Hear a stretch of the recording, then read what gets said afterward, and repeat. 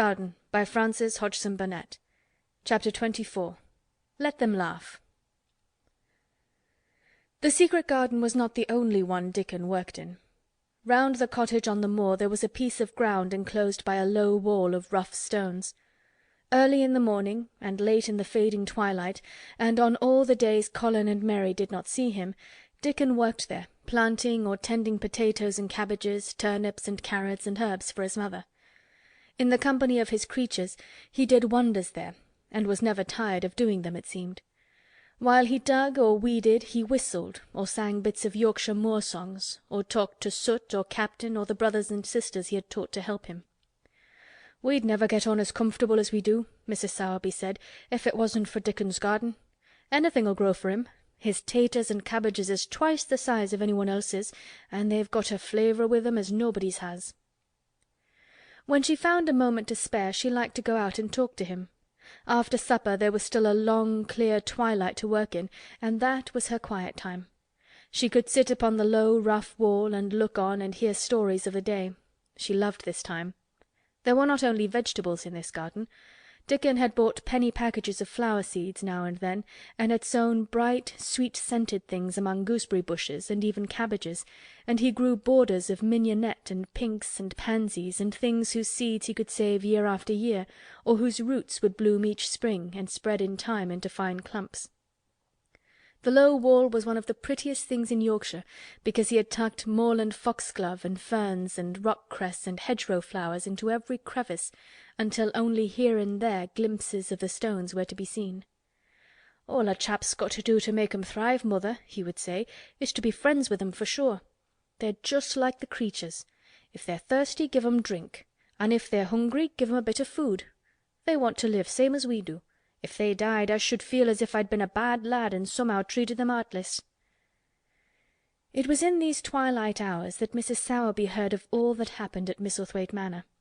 At first she was only told that Mester Colin had taken a fancy to going out into the grounds with Miss Mary, and that it was doing him good. But it was not long before it was agreed between the two children that Dickon's mother might come into the secret.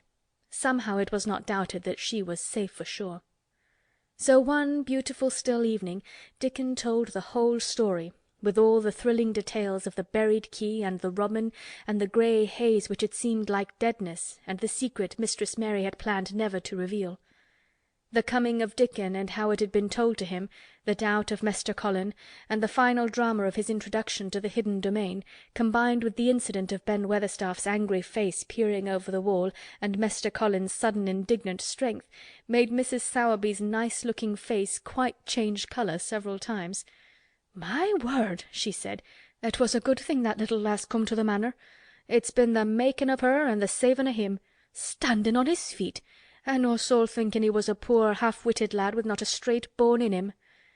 She asked a great many questions, and her blue eyes were full of deep thinking. "What do they make of it at the Manor, him being so well and cheerful and never complaining?" she inquired. "They don't know what to make of it," answered Dickon. "Every day as comes round his face looks different. It's filling out, and doesn't look so sharp, and the waxy colour's going. But he has to do his bit of complaining," with a highly entertained grin. "What for, in mercy's name?" asked Mrs. Sowerby. Dickon chuckled. "He does it to keep them from guessing what's happened. If the doctor knew he'd found out he could stand on his feet, he'd likely write and tell Mester Craven. Mester Colin's saving the secret to tell himself. He's going to practise his magic on his legs every day till his father comes back, and then he's going to march into his room and show him he's as straight as other lads. But him and Miss Mary think it's the best plan to do a bit of groaning and fretting now and then to throw folk off the scent." Mrs. Sowerby was laughing a low, comfortable laugh long before he had finished his last sentence. "Eh," she said, "that pair's enjoying theirselves, I'll warrant. They'll get a good bit o' acting out of it, and there's nothing children likes as much as play-acting. Let's hear what they do, Dickon lad." Dickon stopped weeding and sat up on his heels to tell her. His eyes were twinkling with fun. "Mester Colin is carried down in his chair every time he goes out," he explained, "and he flies out at John the footman for not carrying him careful enough. He makes himself as helpless looking as he can, and never lifts his head till we're out o' sight o' the house. And he grunts and frets a good bit when he's being settled into his chair. Him and Miss Mary's both got to enjoying it, and when he groans and complains she'll say, 'Poor Colin, does it hurt you so much? Are you so weak as that, poor Colin? But the trouble is that sometimes they can scarce keep from bursting out laughing. When we get safe into the garden they laugh till they've got no breath left to laugh with, and they have to stuff their faces into Mr. Colin's cushions to keep the gardeners from hearing, if any of 'em's about. The more they laugh the better for 'em, said Mrs. Sowerby, still laughing herself. Good healthy child laughing's better than pills any day o' the year. That pair'll plump up for sure. They are plumping up, said Dickon. They're that hungry they don't know how to get enough to eat without making talk. Mr. Colin says if he keeps sending for more food, they won't believe he's an invalid at all. Miss Mary says she'll let him eat her share, but he says that if she goes hungry, she'll get thin, and they mun both get fat at once. Mrs. Sowerby laughed so heartily at the revelation of this difficulty that she quite rocked backward and forward in her blue cloak, and Dickon laughed with her. "I'll tell thee what, lad," Mrs. Sowerby said when she could speak. "I've thought of a way to help 'em. When thou goes to him in the mornings, thou shalt take a pail o' good new milk, and I'll bake 'em a crusty cottage loaf or some buns with currants in 'em, same as you children like. Nothing so good as fresh milk and bread. Then they could take off the edge o' their hunger while they were in the garden, and the fine food they get indoors 'ud polish off the corners." "Eh, mother," said Dickon admiringly, "what a wonder thou'. Thou always sees a way out o' things. They was quite in a pother yesterday. They didn't see how they was to manage it without ordering up more food, they felt that empty inside. They're two young uns, growing fast, and health's coming back to both of 'em. Children like that feels like young wolves, and food's flesh and blood to 'em," said Mrs. Sowerby.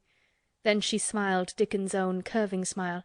"Eh, but they're enjoying themselves for sure," she said. She was quite right, the comfortable, wonderful mother creature, and she had never been more so than when she said their play-actin' would be their joy. Colin and Mary found it one of their most thrilling sources of entertainment.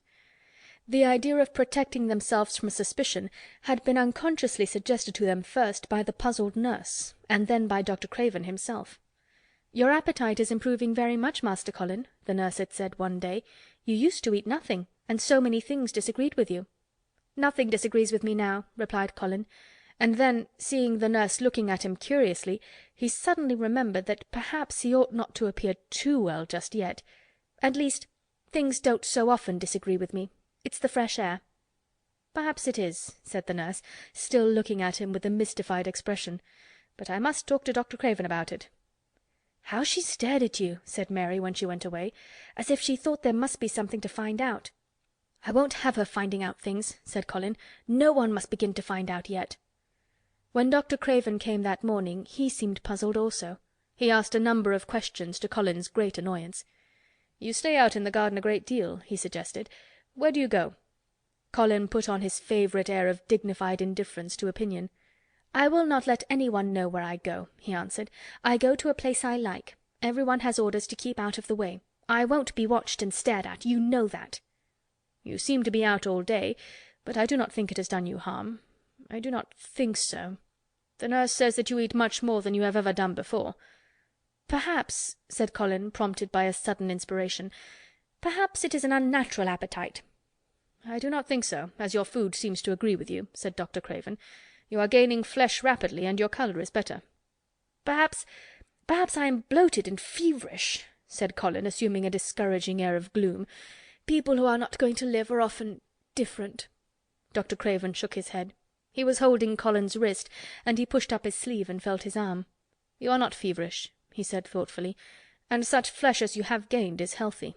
If you can keep this up, my boy, we need not talk of dying. Your father will be happy to hear of this remarkable improvement." "I won't have him told," Colin broke forth fiercely. "It will only disappoint him if I get worse again.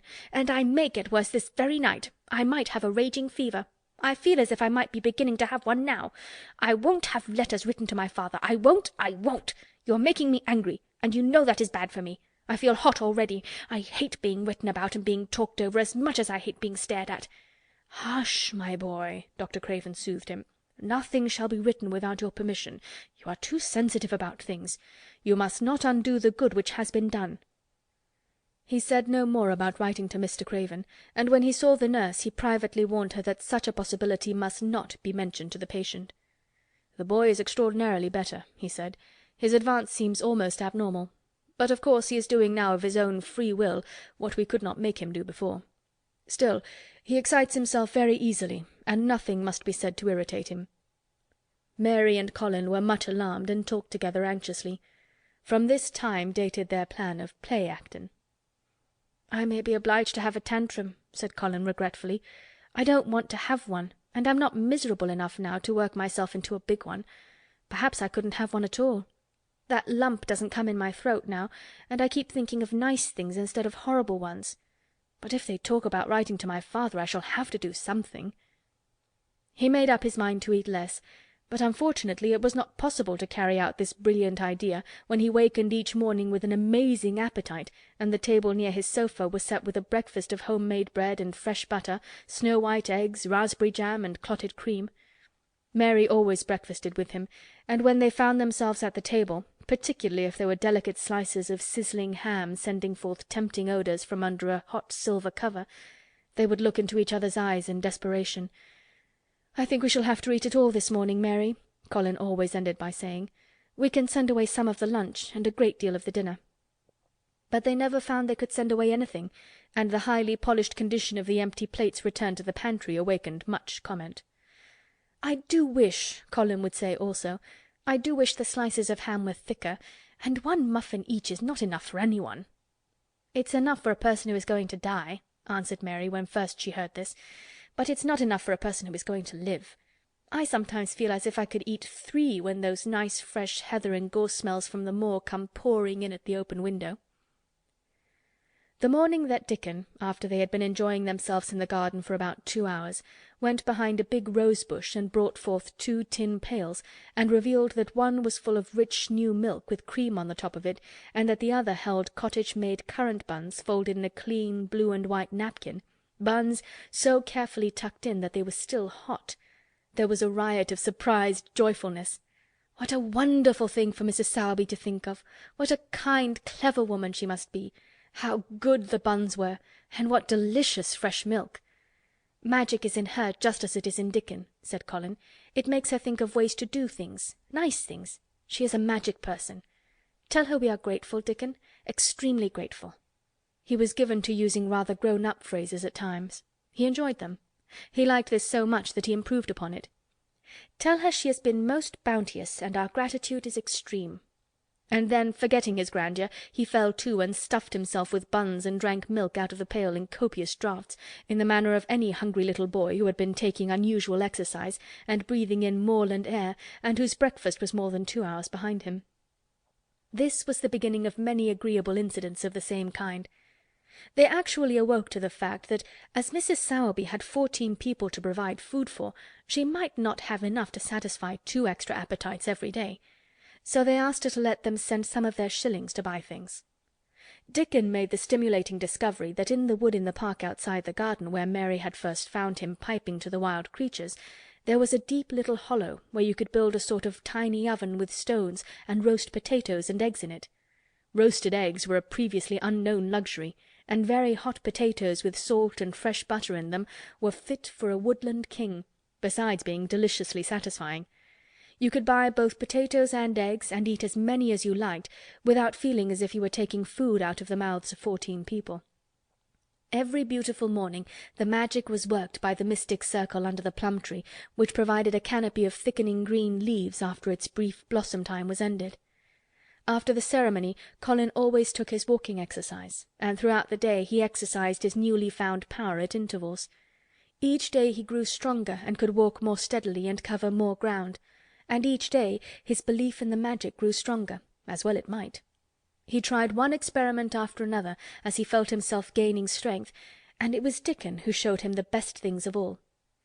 "Yesterday," he said one morning after an absence, "I went to Thwaite for mother, and near the Blue Cow Inn I seed Bob Haworth. He's the strongest chap on the moor. He's the champion wrestler, and he can jump higher than any other chap and throw the hammer farther. He's gone all the way to Scotland for the sports some years. He's knowed me ever since I was a little un, and he's a friendly sort, and I asked him some questions. The gentry calls him a athlete, and I thought of thee, Master Colin, and I says, 'How did tha make thy muscles stick out that way, Bob? Did tha do anything extra to make thyself so strong?' And he says, 'Well, yes, lad, I did. A strong man in a show that came to Thwaite once showed me how to exercise my arms and legs and every muscle in my body.' And I says, Could a delicate chap make hisself stronger with 'em, Bob?' And he laughed and he says, 'Art thou the delicate chap?' And I says, 'No, but I knows a young gentleman that's gettin' well of a long illness, and I wish I'd knowed some o' them tricks to tell him about.' I didn't say no names, and he didn't ask none. He's friendly, same as I said, and he stood up and showed me good-natured like, and I imitated what he did till I knowed it by heart." Colin had been listening excitedly. "Can you show me?" he cried. "Will you?" "Aye, to be sure," Dickon answered, getting up. "But he says tha mun do 'em gentle at first, and be careful not to tire thysel'. Rest in between times, and take deep breaths, and don't overdo." "I'll be careful," said Colin. "Show me, show me! Dickon, you are the most magic boy in the world." Dickon stood on the grass and slowly went through a carefully practical but simple series of muscle exercises. Colin watched them with widening eyes. He could do a few while he was sitting down. Presently he did a few gently while he stood upon his already steadied feet. Mary began to do them also. Soot, who was watching the performance, became much disturbed, and left his branch and hopped about restlessly because he could not do them too. From that time the exercises were part of the day's duties as much as the magic was. It became possible for both Colin and Mary to do more of them each time they tried, and such appetites were the results that but for the basket Dickon put down behind the bush each morning when he arrived they would have been lost. But the little oven in the hollow and Mrs. Sowerby's bounties were so satisfying that Mrs. Medlock and the nurse and Dr. Craven became mystified again. You can trifle with your breakfast and seem to disdain your dinner if you are full to the brim with roasted eggs and potatoes and richly frothed new milk and oat-cakes and buns and heather honey and clotted cream. "They are eating next to nothing," said the nurse. "They'll die of starvation if they can't be persuaded to take some nourishment. And yet see how they look." "Look!" exclaimed Mrs. Medlock indignantly. I'm moithered to death with them. They're a pair of young Satans. Burst in their jackets one day, and the next turning up their noses at the best meals the cook can tempt them with. Not a mouthful of that lovely young fowl and bread sauce did they set a fork into yesterday, and the poor woman fair invented a pudding for them, and back it sent. She almost cried. She's afraid she'll be blamed if they starve themselves into their graves." Dr. Craven came and looked at Colin long and carefully. He wore an extremely worried expression when the nurse talked with him and showed him the almost untouched tray of breakfast she had saved for him to look at. But it was even more worried when he sat down by Colin's sofa and examined him. He had been called to London on business and had not seen the boy for nearly 2 weeks. When young things begin to gain health, they gain it rapidly. The waxen tinge had left Colin's skin, and a warm rose showed through it. His beautiful eyes were clear, and the hollows under them and in his cheeks and temples had filled out. His once dark, heavy locks had begun to look as if they sprang healthily from his forehead and were soft and warm with life. His lips were fuller and of a normal colour. In fact, as an imitation of a boy who was a confirmed invalid, he was a disgraceful sight. Dr. Craven held his chin in his hand and thought him over. "I am sorry to hear that you do not eat anything," he said. "That will not do. You will lose all you have gained, and you have gained amazingly. You ate so well a short time ago." "I told you it was an unnatural appetite," answered Colin. Mary was sitting on her stool near by, and she suddenly made a very queer sound which she tried so violently to repress that she ended by almost choking. "What is the matter?" said Dr. Craven, turning to look at her. Mary became quite severe in her manner. "It was something between a sneeze and a cough," she replied with reproachful dignity, "and it got into my throat. But," she said afterward to Colin, "I couldn't stop myself. It just burst out because all at once I couldn't help remembering that last big potato you ate and the way your mouth stretched when you bit through that thick, lovely crust with jam and clotted cream on it." "Is there any way in which those children can get food secretly?" Dr. Craven inquired of Mrs. Medlock. "There's no way unless they dig it out of the earth or pick it off the trees," Mrs. Medlock answered. "They stay out in the gardens all day and see no one but each other. And if they want anything different to eat from what's sent up to them, they need only ask for it." "Well," said Dr. Craven, "so long as going without food agrees with them, we need not disturb ourselves. The boy is a new creature." "So is the girl," said Mrs. Medlock. "She's begun to be downright pretty since she's filled out and lost her ugly little sour look. Her hair's grown thick and healthy-looking, and she's got a bright colour. The glummest, ill-natured little thing she used to be, and now her and Master Colin laugh together like a pair of crazy young ones. Perhaps they're growing fat on that." "Perhaps they are," said Dr. Craven. Let them laugh. End of chapter 24.